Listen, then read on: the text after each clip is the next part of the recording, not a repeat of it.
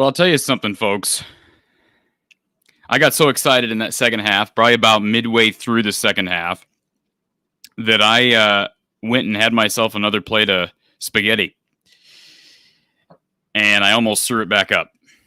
Iowa surviving what was a tremendous run for Minnesota. I will say this, in Iowa's defense, Minnesota did employ a zone that made it difficult on Iowa, especially late, to get the ball to Keegan Murray and to get quality looks. And Iowa really wasn't able to hit any three-pointers until the game-sealing three from Keegan Murray. And I'm just amazed that Iowa survived this onslaught because, man, it felt like Iowa was going to succumb to a classic barn comeback there. Iowa finds a way to get it done, folks. 81-71. We're going to be joined here in a little bit by Coach Gary Close. But in the meantime, we are here talking about this win, taking your calls, taking your chats, 515-635-1601, 515-635-1601. Jordan, not a great last 10 minutes, but a road win is always good in this conference. Absolutely. I almost tweeted this out when Iowa went up by whatever it was. Was it 24? Was Iowa leading by 24 in this game? Let me check this because I believe they were, but I just want to confirm that. 23. So Iowa led by 23 points in this game.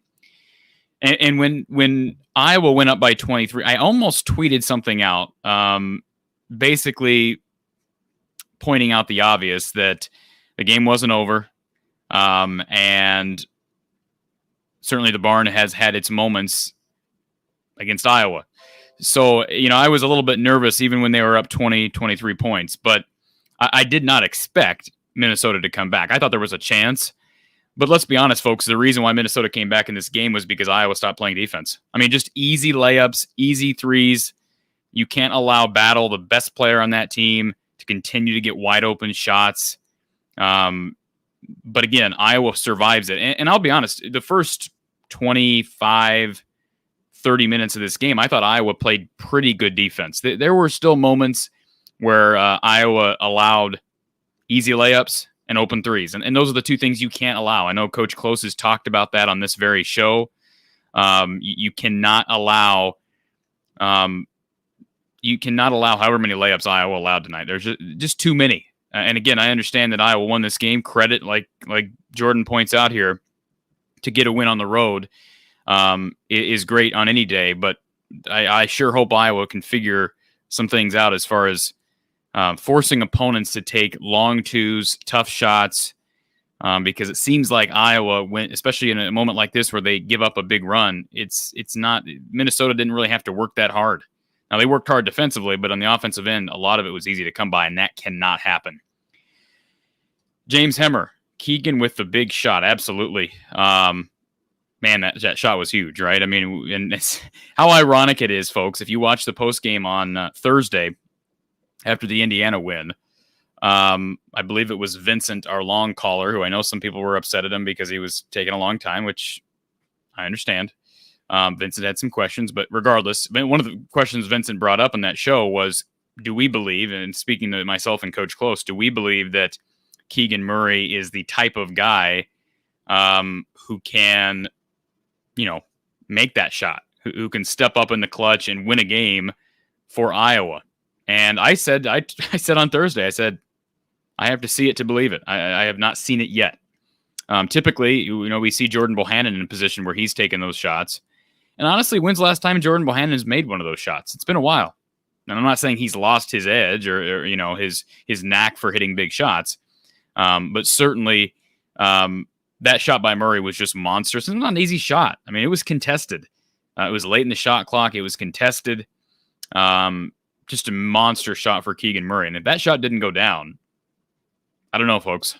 I don't know. Iowa was not getting stops. So there are definitely some improvements to be made.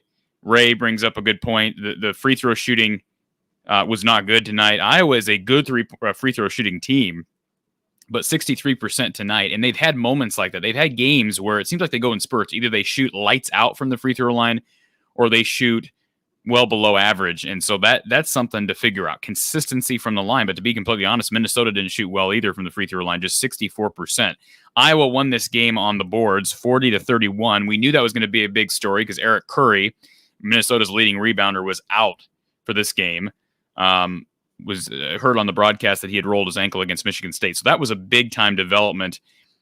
Pre-game, there was also a report that some coaches and players were out due to COVID. And so they were down to 7 scholarship players. The zone really seemed to affect Minnesota, the full court press, and then zone in that second half. But again, you're going to have to figure out a way to clean some of those easy buckets in the second half. And again, I know I'm being devil's advocate. I don't want to rain on anybody's parade here.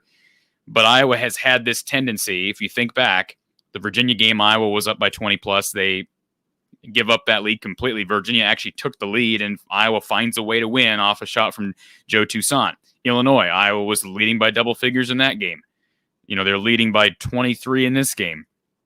I believe they were leading. I'd have to look back at the Maryland game. But my point is, Iowa has had a knack for giving up big leads. That's something I brought up in the past, and that's something that Iowa will have to figure out as we head further and further into conference play, because you cannot give up a 23-point lead regardless if it's at home or on the road. But again, Iowa had found a way to get it done, and that's all that matters, 81-71. Ray, what are the chances some Gophers had COVID? We get wiped out later this week. Should we have even played? That's a good question. I don't know. And I don't know what the testing protocol is now, Ray, because, again, I know people don't like to talk about the virus, but the reality is it's unfortunately going to, whether you think it should or not, it's going to cause games to get shut down if there's not enough players available. It's going to keep players out, whether you think they're going to get sick or not. It's going to keep those players out because of the rules. Those are the rules. And so, yeah, it's a good question. I don't know if everybody else on this team had to be contact traced. I would assume they were. I don't know if the players that were out had COVID. I don't know if they had just been exposed to COVID. I really don't know. But that is a valid question. I have not heard, Ray, of a lot of instances that have been confirmed where the virus has spread within the confines of a game. I just haven't heard it. Maybe I'm missing it. Again, I don't know. Maybe I've missed that, but I have not heard of that happening. So you hope that doesn't happen. Regardless, Iowa gets the win tonight. All thumbs. Did Agundale get minutes? He did not. Neither did Connor McCaffrey, who I believe was out with an injury. According to Chad Leitstico, who checked with the University of Iowa on that just before halftime. But Agundale did not play tonight. And part of the reason Agundale didn't play is because I don't think they really needed his size tonight. And there are going to be days where Iowa needs his size. I still think he doesn't really, I talked about this last show, he doesn't really know how to play with his size, I don't think yet. I think he could be a much more dominant rebounder. He's a true sophomore. Technically a redshirt freshman, right? He's got 5 years of eligibility left. So there's no question he's got some room to develop.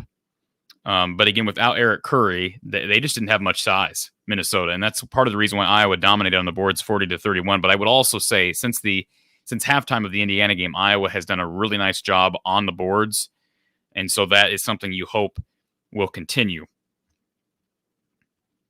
Brian, Murray with ice water in the veins. Absolutely. Steve, it really seems as if this team is starting to gel now. I would agree with that. Again, got to figure out why we're giving up big leads, because that can't continue. And I commented when Iowa was up 20.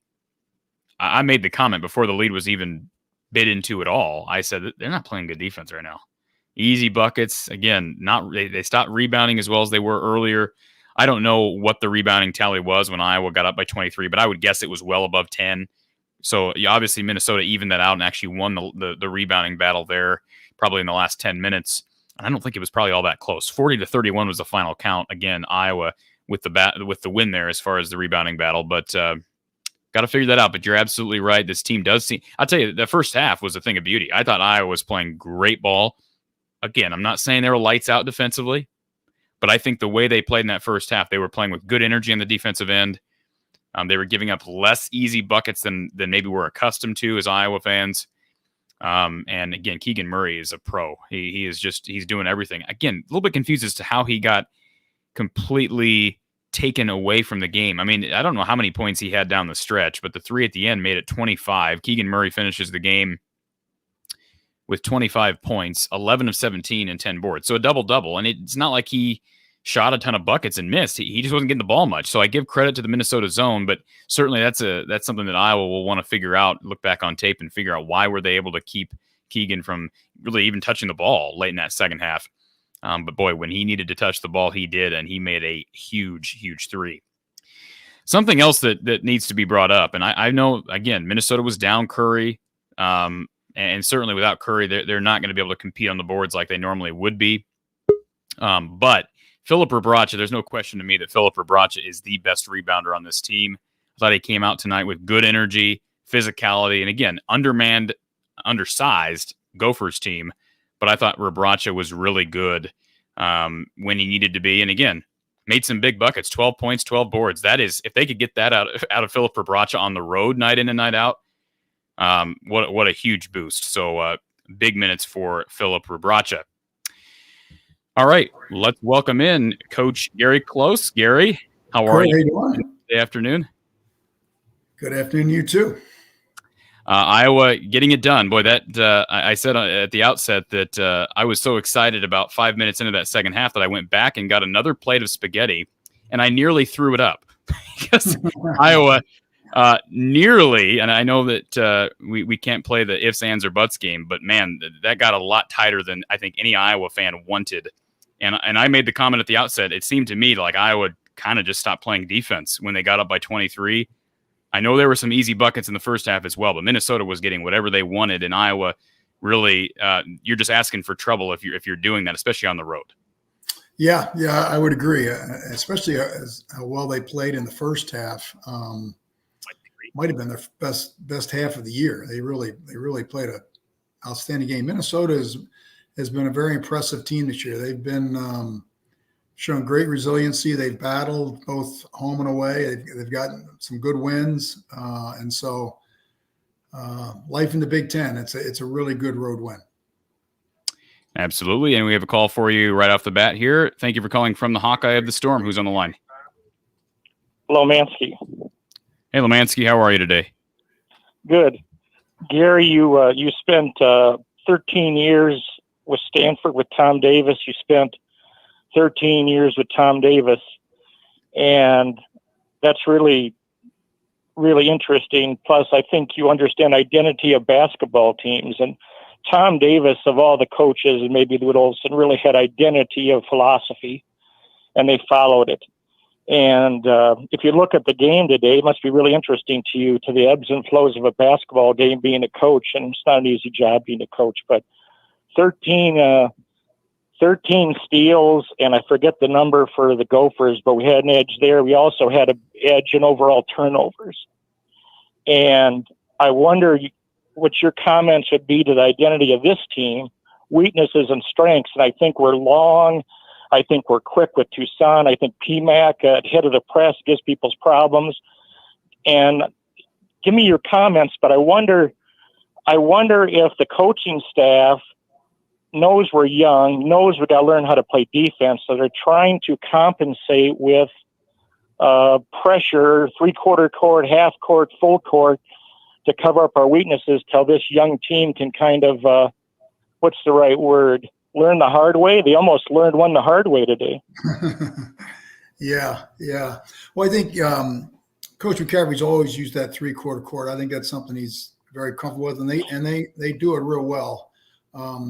I thought they played almost a complete game in the first half. They defended well. They rebounded really well at both ends, which allowed them to get their transition going. I think if that's one thing they really want to do, and they're very good at it. And then in the second half, you didn't get as many stops, and so that affects your transition game. And I think the zone got them standing around a little bit. They didn't get as much penetration. They really buried them in the first half inside. With rebounds, with post-ups, and they didn't get as much penetration in the second half and didn't shoot particularly well from three. And so it got Minnesota back in the game. But you're right, it is a young team in a lot of respects, and I think they're going to go as far as their defense improves. I think offensively they've got some weapons and they can score.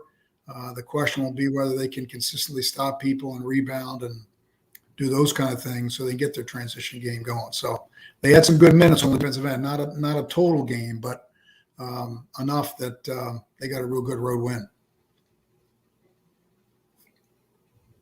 Since I didn't have a lot of talent playing basketball, I was a passer and feed our best players in high school basketball. Keegan is such an unselfish, wonderful player. Do you think the rest of the team has to, at times, understand who your star is and get him the damn ball? Because I think that would help this team if Cheapers, when they were losing the lead, like I know everybody likes to shoot up the three, but gee, Willikers, maybe the zone is what caused it. But I think they got to look for your star once in a while in key moments because he proved not only today but the whole season that he's as good as anyone in the Big Ten putting it in the hole. Yeah, and that was the case in the first half. He got buckets all over the court, especially inside. They really emphasized getting him the ball inside, and I think that's a big reason why Minnesota went zone. They just couldn't stop him penetrating, whether it was post-ups or dribble penetration or what have you. So, and it did cut down on Iowa's penetration in the second half, and that's what zones can do at times, especially if the offensive team is not hitting threes. Then you can stay in it, and that's what they did. And that coupled with some defensive lapses got Minnesota back in the game. Gary, I just want to interject here and hand it back over to Lemansky, but I want to ask you specifically about Keegan Murray's lack of involvement there in the second half, because it felt like for a while he's going to get 40. And I see that three that he hit late ended up bringing him to 25. He only shot 17 shots, so it's not like he was missing a ton of shots. So what was Minnesota doing to just deny him the ball? Was it because of the zone that they deployed? I think so. I'd have to go back and look at it maybe a little more closely, but I don't think he got as many opportunities as he did in the first half, where they just isolated him inside and let him go to work, or he got rebounds and finished him off. And I would have liked to have seen him a little bit more right in the middle of that zone in the high post, because he's a good passer. He can make that shot. That's the area of the zone that's really vulnerable, especially when you got some pretty good shooters on perimeter to stretch it out. And they kind of had different guys floating through there, not one set play. I would like to have seen him just park himself right in there and be a passer and a shooter and drive from that spot. But give Minnesota some credit. They have battled all year long. When it looks like they're down and out, they just fight back. It's a sign of a good coach, and they're at home. And to their credit, they didn't give up and got themselves back in the game. Murray's shot at the top to get that three was huge. I mean, that doesn't go in. It's a one possession game with the ball. So that's what you want your big player to do: step up and knock a big one down. And it's a good win. It's a really good win. Minnesota's going to beat some teams there. They beat some teams on the road, and they've been very, very competitive. Very few teams have blown them out. So you almost kind of expected them to make a run, because that's what they've been doing all year. Anything else, Lemansky? Gary, do you think one of the issues is maybe Iowa does not have enough shooters from the 3-point area, that were a little deficient? And Bohanna has done so much good for the Iowa program, but he really can't create his own shot. He needs a screen. He needs to be open. What's your analysis of the people in that lineup? They're going to have to, maybe it's Sanford, that have to come on and give us some help at the 3-point line, because I think teams in the future are going to throw the zone at us now.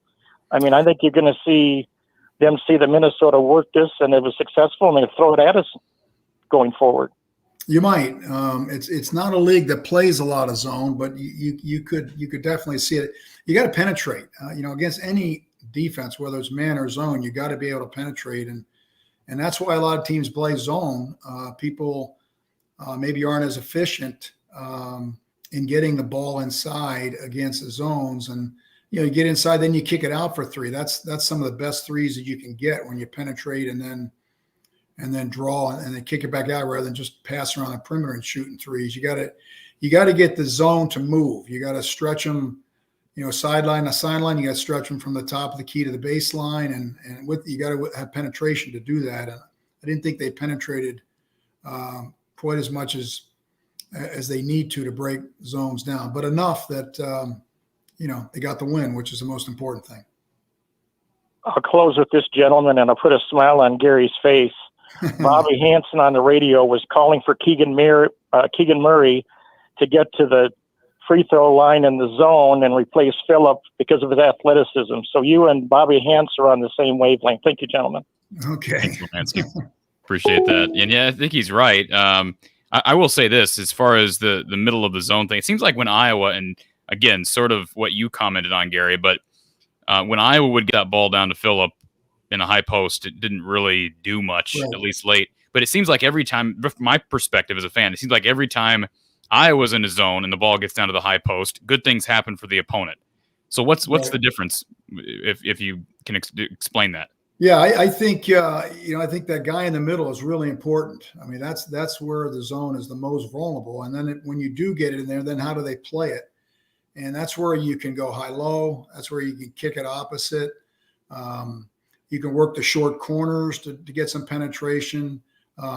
It just seemed like they were doing a lot of body movement, cutting people through, and it kind of slowed them down a little bit offensively in terms of getting the ball swung from side to side. And a lot of teams, it's more of a stationary zone offense where you got a couple guys on the wing, guy at the top, and guys working inside, and maybe you'll run a guard through or something. But I think their ability to get in the interior of the defense is going to be important, really, for anybody to break the zone down in the middle there. That right, kind of between the free throw line and that dotted line. That's the area that you got to attack. And we played Syracuse a few times in the NCAA tournament. Their 2-3 zone is as good as any 2-3 zone. I mean, they play it religiously the whole time. They never get out of it. And in watching them play, that's where they're the most vulnerable. And that's, they're as good a zone team as there is. And so we always put our best shooter and especially our best passer right there in the middle so that player could dump it down low, that player could kick it cross court or knock that shot down, or even go one-on-one and take it to the basket. So that would be a good spot for Keegan or Chris. I think both of them would be very effective in there. Andy observes, if I was an Iowa opponent, I would just play a pack line defense, force Iowa to make outside shots. We have no shooters other than Keegan. I will say the best pack line defense, wouldn't you agree, historically, at least in the last 10 years, has been Virginia. Am I correct in saying that, Gary? Yeah, I'd say they certainly would be one of them for sure, yeah. And so Iowa did win that game at Virginia. Yeah. So I think Iowa has, Peyton Sandford, I've been saying it since the beginning of the season. It'd be great if he could come in and give them 2 to 3 threes a game. And I don't, he played some tonight. Didn't really, I thought he had a couple nice feeds, a couple nice post feeds in that first half. But offensively, it'd be nice to get him open from outside. And again, I don't know how you do that because there's games where he just doesn't even see the floor. Right. And I think it's a matchup thing. I think that's that may be the case all year where they feel like, hey, this is a game where he could be effective. This one, maybe not so much. And with young players, that's not uncommon. So we'll just have to wait and see. And a lot of it's, how they keep developing in practice. So the guys all of a sudden come on in practice and go, wait a second, we got to get him more minutes. He's playing well. And so we'll just have to and Chris is a perfect example. He has really developed and had the big game the other night. So that's what you're hoping for. And in Phillips, I'm not trying to rip Phillip for not working the high post better, but he did get 12 boards and 12 points tonight. I thought he was active. What did you think of him offensively? I thought it was his best game of the year. He looked determined. He looked aggressive. He was physical. He attacked the basket at times and rebounded real well. I thought he was a big boost. They needed everything they got from him. I thought it was his best game of the year. So hopefully that's something he can build on and give him a little confidence. And it was a nice game for him for sure. Jared, the actor, says, I've never followed a team that gives up big leads as quick as Iowa. Where are the adjustments by Fran when these teams start roaring back? What else could Fran have done there? Again, you mentioned putting maybe Keegan at the high post and letting him kind of run things there. Was there something else defensively? Should Iowa had went to a man? I know they switched to man-to-man. I was surprised Jordan Bohannon was guarding Willis, and then of course eventually Fran puts in Tony Perkins. But I thought Jordan held his own against Willis when he was in there playing one-on-one, because typically I wouldn't like that matchup. Yeah, and I thought they played pretty well defensively in the first half. I thought they were sharp, and they moved their feet, and they didn't foul, and they rebounded well. Didn't give them a lot of second shots. When your offense struggles, that's when you want your defense to pick you up. And when they made the run, both things were happening. They weren't getting a lot of stops, and they weren't scoring, and that's how teams obviously make comebacks. And when they don't get stops, they can't run. Probably the best thing they do is transition. And you can run against zones just as well as you can run against man. But when you're getting the ball out of the basket, that's going to reduce your chances of being a transition team. So that's where you got, hey, look, we got to get some stops. We got to stay in front of people. We got to stay down. We can't foul. We got to rebound. Keep the ball out of the post. All the things you need to do to be a good defensive team. We got to get some consecutive stops, and then take their momentum away from an offensive standpoint. Steve Sport, this has been brought up a couple times already these last couple shows, but do you personally think Keegan will go to the NBA after this season? I really think he needs one more year just to do better on defense. Thoughts? I made the observation that first half. There's no way he comes back. Maybe he will, but man, he looks like a pro right now. Again, disappeared a bit in the second. But what are your thoughts on Steve's question? Well, this is just a pure gut feeling. I think he'll go. I think if he continues to play like he's playing, he's going to be so high up the draft board, it's almost silly not to. The financial gains, and NBA teams want young players. They it's longer for them to play, longer for them to develop. There's obviously areas of the game that he's got to improve on, but everybody in that situation's in the same boat. So I think he keeps playing like he's playing. I think Hawkeye fans better enjoy him, because I would guess that he'll move on. All thumbs. How many Iowa turnovers? Just 8. I actually just got, as I'm speaking, I just got, no, I did not. That was something else. Have not gotten the official box score, but I'm seeing the unofficial box score. Iowa wins the turnover battle 13-8. So again, I know this is an undermanned Minnesota team, but to only turn the ball over 8 times on the road, you're never going to be upset with that number as a coach, are you? Not at all. No, that's especially the way they run. And that's a well-coached team that doesn't turn the ball over. It's players that are disciplined. They're fundamentally sound. If they'd have turned the ball over 12, 13, 14 times, there's a good example that they might have lost. Keeping the turnovers down, especially on the road, is really important. It doesn't get enough emphasis. And there was no better example of that than the Indiana game the other night, where Indiana played a beautiful first half, and then it looked like they were playing with a bar of soap in the second half, and it cost them the game in a lot of ways. So Iowa's been very good handling the ball. They're known for that now, and especially the way they run. That's real impressive. So each of these last 3 wins, Iowa has not played a perfect game. I don't think by any means these last 3 games they've had halves where they played poorly. They've given up a big lead, but they have won 3 of 4, Gary. So just talk about how you can gain momentum early in conference play and where that can lead you down the stretch here. Yeah, no, it's especially in this league. You every win you can get is beautiful. You got to appreciate it, and it's a very competitive league from top to bottom. We'll have to wait and see if we can get a team that's really going to move out of the pack, and Purdue looked like that early, and then they stumbled a little bit, but that's a really good win. Minnesota has been very, very competitive all year. Ben Johnson's done a great job there, and so they got to be excited about that win, and sure, there's some areas they got to get better at, but you can say that for every team. And another team that lost for the first time was Michigan State yesterday, losing at home to Northwestern, who has played everybody close, Gary, but hasn't been able to beat anybody.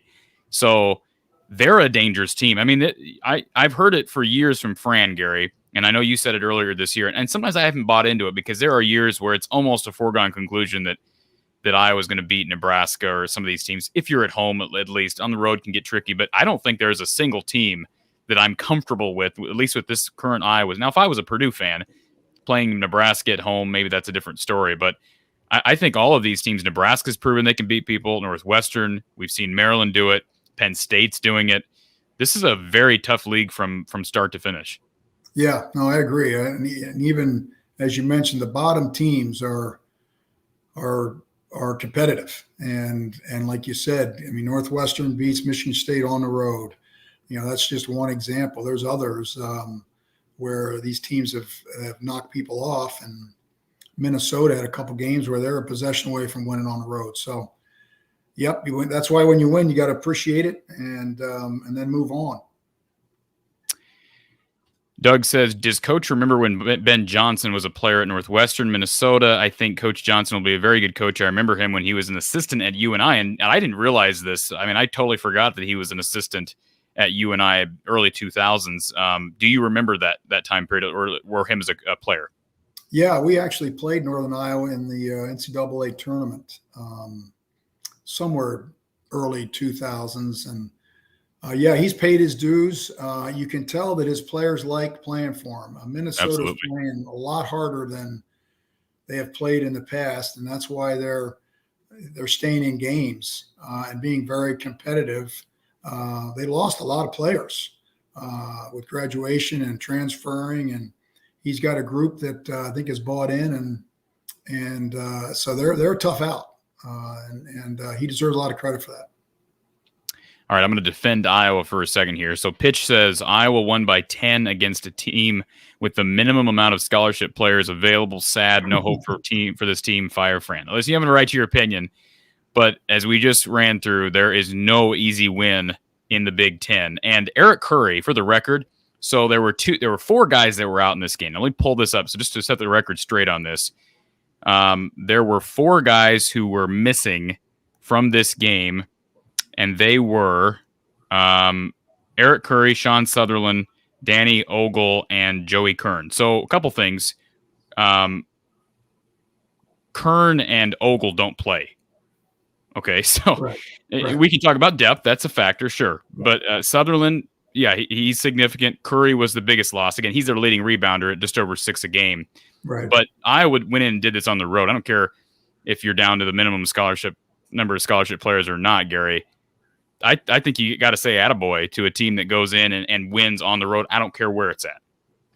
Oh, I don't think there's any question. And, they just lost Curry in the last game. He got himself, I think he hurt a knee or something. He may be out a little while. And a lot of times teams, when they get in that situation, they kind of regroup and play even better. Their backs are against the wall and people got to step up. And Minnesota's played like that all year. And they've gotten some real good wins. They got off to that very fast start.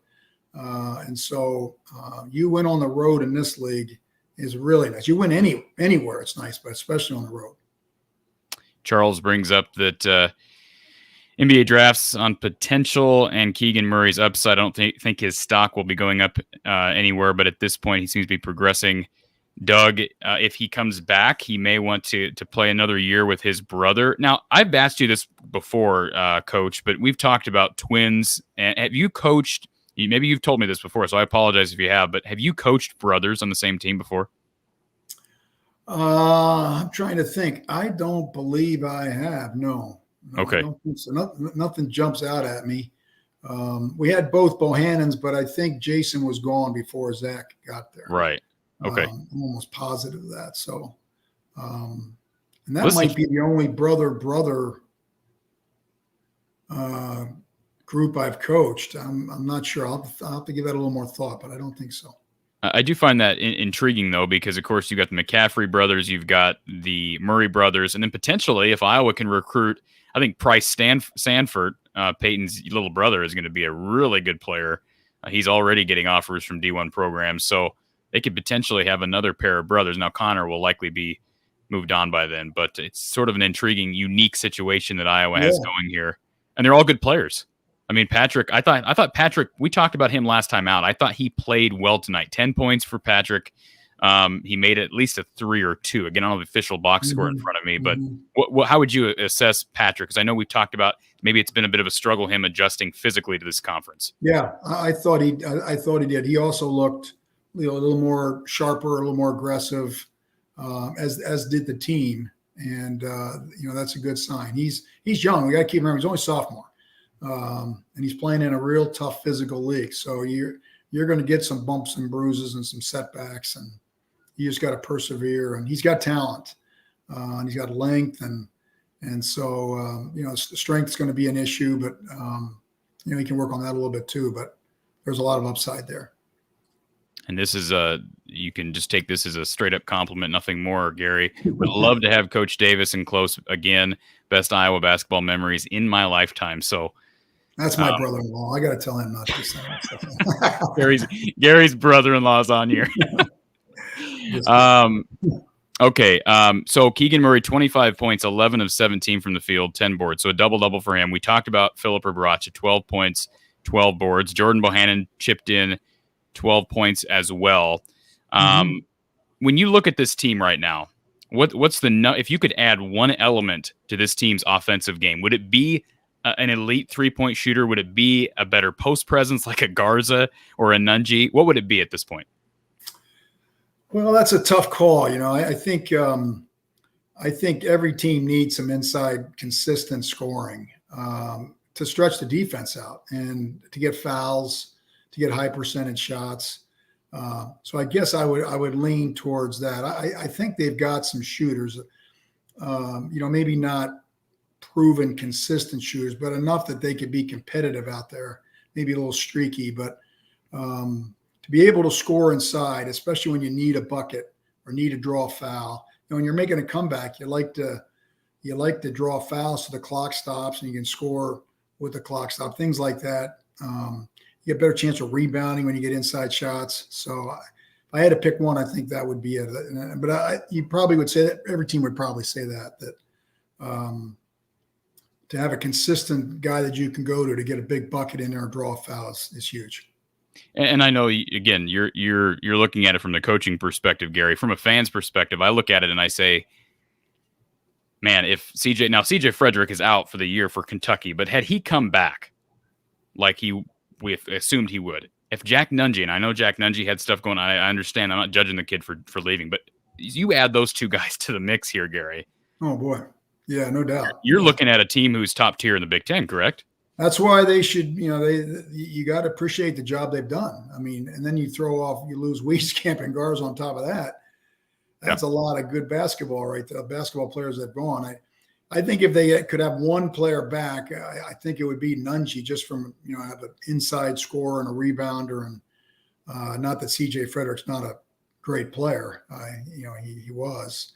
And then obviously Wieskamp and Garza were draft picks and are playing in the NBA. So you understand, why they pursued what they were pursuing. But if Nunji could have hung around and given them another post presence from both the rebounding and scoring and a defensive standpoint, I think that's the one area that they really lack. But a lot of teams are like that. So it's hard to think of what if, but that's certainly one area that you certainly do. Jordan says the same thing. So add Nunji back to this team. I truly believe we're a top 25 team, and maybe I'm jumping the gun, but I think you add Nunji back. I think I'd be pretty confident in Iowa being a top 15 to 20 team. And I know we're just playing hypothetical. It will never happen. But you're right. There was not a lot of hype around this year because of all that loss. And I made the comment during the first half, and I know you get caught up in the moment at times, but I made the comment these last two seasons. I've made the comment that I don't think I'll ever see a player as dominant as Luka Garza at Iowa ever again. And it was the most dominant I've ever seen in my lifetime. And now I'm sitting here thinking to myself as I'm watching the first half, I think Keegan Murray might be better than Luka Garza. I mean, they're different players, Gary, but I never, ever in my wildest dreams would have imagined that I'd be saying that at this point. Yeah, well, that's his potential. It's exciting to see. He's a really talented kid that's really coming on. So it's going to be fun to watch. And they're going to need him. There are going to be times he's going to have to carry him when they hit lulls and scoring droughts. And but that'll be fun to see. I'm curious myself to see how he can finish, because he's going to get all the attention from the other opponent, and to be able to deliver when that's the case, there's a sign of a really good player. Ray says Brad Lohaus and Ed Horton were brothers, I thought. I don't think so. Okay, so what's that, Gary? In spirit, maybe. In spirit, yes, absolutely. Both fighters. So I want to take a look at three-point shooting here for a moment. So Iowa shot 33% from outside against Indiana. Tonight, they end up shooting 28% from outside. Against Wisconsin, again, I know that's a good Wisconsin defense. They shoot 35%. Are those numbers good enough? What's the mark do you think Iowa needs to be consistent at? Is it 33, 35? Yeah, I think it's somewhere in there. Low 30s at the low to mid 30s would be ideal. And you're going to have some games where that's not going to happen. That's just the nature of 3-point shooting. Even with the really good 3-point shooting teams, you're going to have some games where you're just not going to shoot the ball well. The other night, Ohio State, who I think is the number one 3-point shooting team in the league, if not, they're in the top 2 or 3. They go up to Wisconsin and shoot like 2 for 19. So I mean, it's that's the nature of 3-point shooting. That's why you've got to have other areas that you can score so that you don't rely just on 3-point shooting. Hyperlocal has a question here for you, Gary. What are your thoughts on Fran's closing lineup, having Bohannon at the point? I thought it was a bad defensive lineup. No one could penetrate on offense. Keegan not getting the ball. Yeah, he's probably there at the end, putting his best free throw shooters in there, best ball handlers in terms of taking care of the ball. I think offensively, I don't think you can point to one person as to why they weren't as effective against the zone. I think it was a team breakdown that they'll get corrected. I mean, they have played well against zones in the past. And sometimes, when you score as easily as they scored in the first half, you think that's just going to happen right on through the game. And all of a sudden, the defense is a little bit better and a little closer, a little more aggressive. And sometimes you got to give the credit to the opponent. All right, Gary, here's a trivia question for you. I'm just scrolling through Rutgers. Of course, that's Iowa's next opponent. I'm scrolling through their schedule. So they have just one loss, if I'm seeing this correctly, one loss at home this year. Okay, and now I'm including the Big Ten. They are undefeated in the Big Ten Conference at home. Yep. So you tell me, Gary, I'll give you $50 if you can tell me who their one home loss was. Two. Who beat them at home? One home loss. No, it's non-conference, huh? Non-conference. Any idea? No. It's to Lehigh. Lehigh is their one loss all year, and it was in the non-conference. So recently, Rutgers beat Michigan, who's been struggling. I get it. They beat a poor Nebraska team, at least right now. They blew Nebraska out of the water. Did beat Maryland the other night on the road. That was actually yesterday. They beat Purdue on the road, as we know, on the last second half court shot. And I'm trying to see other notable home games. They beat Clemson at home in the ACC Big Ten Challenge. But this is sort of an interesting, you know what? I said Lehigh. Lafayette. They beat Lehigh. Lafayette. I was wrong on that. It was Okay. Lafayette. I don't know if that makes it any better, Gary. Well, it's interesting you brought that up because that's Tom Davis's first head coaching position was at Lafayette. Wow. Well, there you go. So fans out there you go. It comes full circle, doesn't it? Yep. So okay. You know who his assistant was? Say that again. You know who his assistant was at Lafayette College? You? No, it wasn't me. No. Who? Gary Williams. Okay. Coach at Ohio State, and then of course at Maryland. Gary Williams was his assistant coach at Lafayette. Wow, interesting. So, when you look at Rutgers, what's your biggest fear defensively for Iowa? I guess I should say before we even look at Rutgers, we talked about the offense. One thing you could add, 3-point shooting, post presence. For me, I would say both of those would be great. But again, we're mid-season here, can't do much about it. But defensively, what's the one thing, if you could improve one thing right now, what would it be? Would it be ball screen defense? Would it be post defense, contesting on threes? Yeah, that's a good question. I think and it's just kind of guessing. I think their ability to stop ball penetration, keeping the ball in front of them.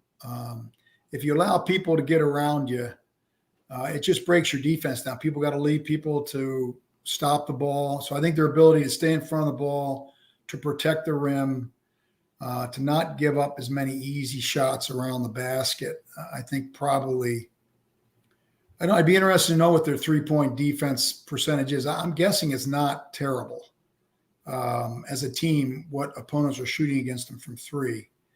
But I think their ability to stop people around the rim is not as good and needs work. I mean, Minnesota, I think Minnesota shot a pretty good percentage today, I'm guessing.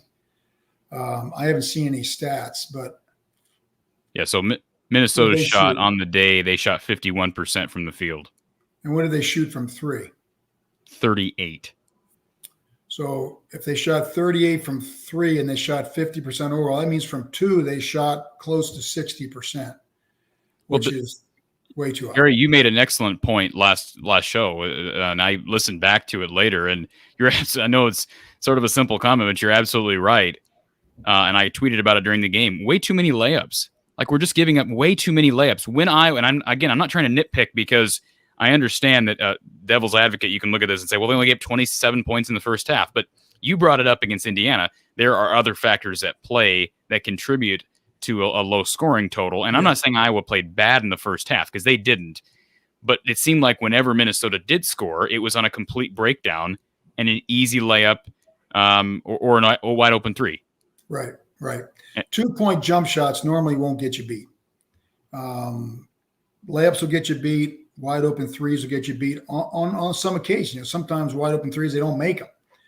They don't very rarely miss wide open layups. Although it's interesting at times to see that your ability not to foul, which I think Iowa for the most part does a good job. Some other teams, they get the ball inside. You can almost guarantee they're going to foul. And that really hurts your defense, because teams get in the penalty sooner, and now they're shooting free throws more. And so your ability to stop penetration, your ability to not foul, especially jump shooters, people shooting the ball, is huge. And so I think that's an area where they've got to get better. So Minnesota probably shot close to 60% from two, maybe even a little bit higher. That's what I'm talking about. I'm guessing a lot of those are around the rim. I don't know how many layups they got today. Wasn't keeping track, but a number of them. I mean, there were a lot of them early, even when Iowa was actually playing better defense. I don't know how many in the second half. And the other thing is too, sometimes you got to identify a shooter, right? And late in that second half, it seemed like Battle kept getting left open, and he's the best player on that team, right? And the one real threat to make deep threes, let alone wide open threes. And I had a flashback to the game. Was it last year up in Minneapolis? The kid that transferred over from Central Michigan that made like crazy threes against Iowa. Yeah. I had that flashback, Gary, early when Battle started making threes. Yeah. Minnesota shot 57% from the field in the second half, 5 of 9 from three. So again, there are things certainly to improve here. But as we stated after our postgame show Thursday, this is a stretch of winnable games. You can lose to any of these teams, but would it be far-fetched to say that Iowa has a good chance of being 3-0 between, well, actually 4-0 if you count Indiana, a 4-game winning streak if we flash forward a week? So what's next? Rutgers, and then who's after that? Rutgers on the road, and then you get Penn State at home on Saturday. Yeah, that's certainly possible. I'd be worried about Rutgers right now. I think that's going to be a handful, as you mentioned. They haven't lost there, so you're going to do something that Purdue couldn't do, as well as some other teams. So that's a tough place to play. You got to get off to a good start and got to have a lot of good possessions. That'll be a handful. Jordan says, do you think Fran will ever get to the point where he presses and traps all games? Some of my favorite teams were the Shaka VCU era and the press Virginia team. Seems like we could make that our identity. Your thoughts on that? Fran likes to switch up the D a lot. Yeah, I don't know if he's got the depth to do it all game long. That you need some bodies if you're going to do that. We talk about protecting them. That's one of the disadvantages of full court pressure is it leaves the court open. And so people attack it well. It's a little harder to get the rim protected as well as you would like because the court's more open, and your defense is not back. So that's all a part of it. Their ability to get something out of it, but then be able to get back and not give them any easy baskets in transition, whether it's off their missed shot or if they're in their three-quarter court pressure. Bud asks, is Connor hurt? I believe so, because I did see that Chad Leitstico reported midway through the game that the University of Iowa confirmed to him that he was questionable for today. I didn't see him. I tried to get a look at the ankle to see if he had it wrapped. I believe he was dressed, but he never saw the floor. And again, when you're up by 23, you're probably not even thinking about bringing him in. Certainly you're not going to bring him in dry, cold when the comeback is on. That's another reason for appreciating the win. I mean, there's a guy that plays 15, 20 minutes and is an important part of the rotation. He's out, and they still found a way to get it done. And Dan says, it's kind of unfortunate we will have back-to-back player of the years and not much to show for it. Happy for the players, but would love a Sweet 16. Dan, it's way too early. I mean, let's be honest, and I'll just say this, and Gary, you probably don't want to go this far, but given how this team is made up, and I'm not saying last year they couldn't have done it, but given how this team is made up, if they make the tournament and get a decent draw, again, who knows what their seed will be, but you get a decent draw, I could see them winning 2 games in the tournament just by how they're built. Sure. But let me tell you, it's hard to get the Sweet 16. It's not, that's a tournament that's one and done. And there's a lot of good teams in the tournament, obviously. And, you get to the Sweet 16, that's a real successful year. And, you see the upsets all the time. So you got a kid like Keegan Murray, you can beat anybody because he can win a game by himself. So you just want to get the opportunity to have it, and they've got to get enough wins to, prove to the selection committee they belong. And that's why a game like this is huge. It's another win, and they're another step closer to getting enough wins to get into the tournament. One last comment from me, Gary. I was a little bit surprised to see Chris Murray only get 11 minutes tonight. I know he had 2 fouls, I think maybe late in that first half that kept him out for the first half, but 11 minutes for the game after 29 and 12 or whatever he had the other night. Are you surprised by that? Yeah, I am. And I don't know if he's a little banged up or what the case may be, but 11 minutes sounds a little low for sure. And so, again, final stat line here for anybody that's maybe listening to the podcast, can't see our banners that we've been popping up here.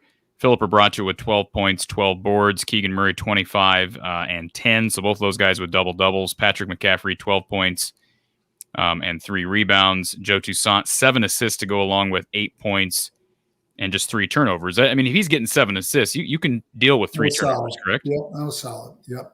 He probably like to cut that turnover down a little bit, but that's solid. And then Bohannon with 12 points, 2 assists. Aaron Eulis went scoreless, did play 12 minutes. But again, a little bit surprised with Aaron, too, because I thought late in the game they could have used him defensively. But again, a win is a win regardless of the score. I don't think the tournament committee in March is looking at the margin of victory and saying, well, we won by 10 instead of 20, Gary. Right. No, it's all about getting the W.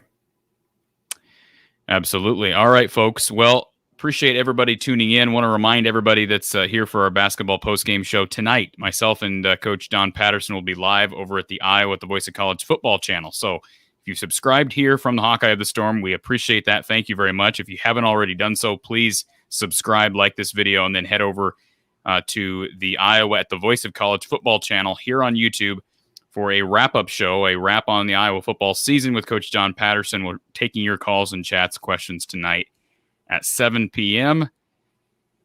And, of course, this following, let me pull this one last banner up here so everybody's aware. The next Iowa men's basketball game will be on Wednesday, 7:30 p.m.